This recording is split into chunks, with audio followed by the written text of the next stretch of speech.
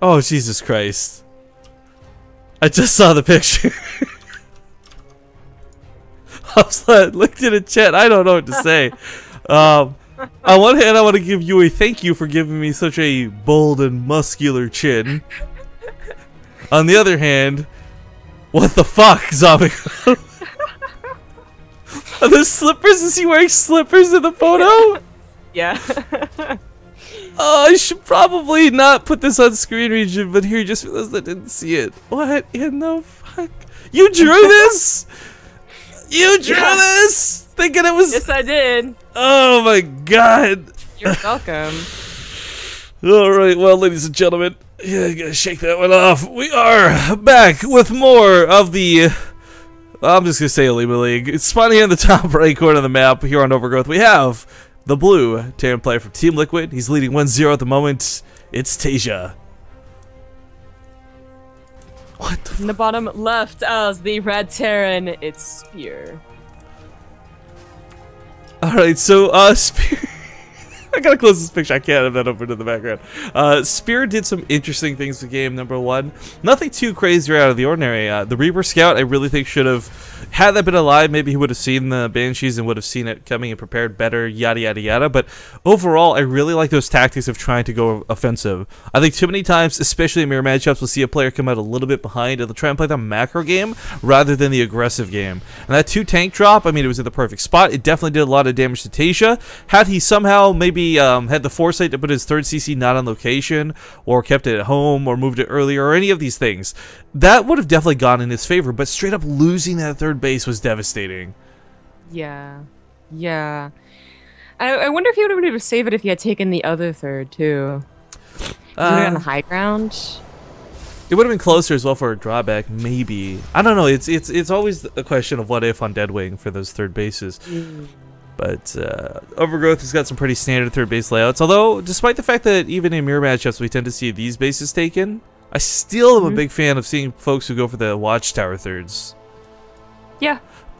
I'm liking those a lot better in all matchups. Maybe not TVP. I feel a little uncomfortable expanding towards the Protoss, but for TVT and TVZ for sure. See which one they take. Of course, we actually have, again, one of these, like, switch-ups and build openers. Like, what is that with TVT? TaeJa gets a CC first. That's fine. Spear does go for the Reaper again. Now, this Reaper last time actually did get a good scout. It saw the Banshees were on the way. I don't know if you said that, or... No, but it is a good scout. Yeah. For Spear's sake, I mean, one of the things I like is that he didn't lose the Reaper this time. I really don't know what it was that caught his attention last game, but I mean, he got away from the Marines, then just kind of chilled out like where he is now, and that's where, bam, the Marines came in and killed it, which meant no scouting. Yeah, yeah. I mean, I guess because you feel comfortable chilling right there, you know? Like, he still is right now, and I actually really like how TaeJa's spreading. Basically, the only way the Reaper's gonna get up into the main is if he goes through the Marines, which is very dangerous, and actually, as I say that, 2 Marines pop out. Oh, I was lucky. I mean, the build was already revealed, you know? Like, okay, as a CC, he's probably going up to a starport. You do want to check, you know, are they getting Hellions behind it? Tanks? Yeah. Banshee? Like, there is more to scouts, but he knows that it's not like an immediate, like, oh my god, he's going to, like, all in me with tanks or anything like that, which people don't do anymore, because it's not good. Well, I mean, for Spirit, you see a CC this early, and what's nice is you immediately cross off a lot of things from your timings list. You know there's not going to be that 1-1-1 that catches you off guard so badly. You know it's not going to be Banshees like last game that gets so out of hand. So, like, okay, he's not going back to scout, but as you said, there's not a lot to really reveal at this point in time. Nothing too worrying anyways, but he's actually the one going for Banshees, and one of the things that he would want to know is, like, you know, if TaeJa was going for Banshees too, you'd really have this really awkward, like, crisscross in the middle, and who basically defends and attacks better. It gets weird with Banshee versus Banshee, but it's not the case. We actually have TaeJa going for that drop that you mentioned, just the 2-base version.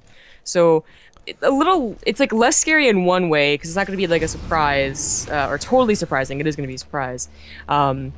But it's also more units, so it could be even worse. And he does scout its but he loses a Hellion for it. Yeah, but he's gonna have a bunker to fall back to, which is really nice. Hellion versus Hellion wars are never a lot of fun to try and calculate the winner of, but the bunker adds so much better to the defense, and as we see, Spear should be able to hold here. Although TaeJa's gonna pick up, say, screw your bunker, go to the main, and now this becomes a little bit more problematic for Spear. Now, if he pulls SCVs, as we see, it is something that he can hold and defend, but at the same time, you don't ever want to have to pull SCVs in the first place. TaeJa's choice to unload on that bunker is really weird. Yeah, I wonder if he was on autopilot and back at home he's trying to put down a barracks at the same time or something, because it really felt like he had just set the unload command without really seeing what he was unloading into. It might have been an attempt to draw the fire away from the Hellions, hoping that they get into the SCV line. That would have been cool, but... yeah, would have been. These Marines are pretty badly hurt, and even the SCVs are actually a bit of a threat now. Oh, those Hellions, though, have nothing to oppose them. Tank does spot him, right? I take that back. But the bunker was empty, so it was a little bit scary.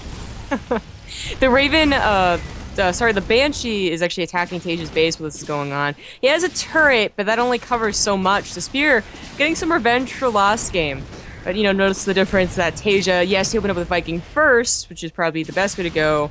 He's also getting a Raven right after. So the Banshee's really not going to do that much sustaining damage. Yeah, I think it was about 3 scans. Whoa, well, okay, never mind. I was going to say 3 scans from last game were what really hurt Spear from the economy, but TaeJa says screw it, taps out.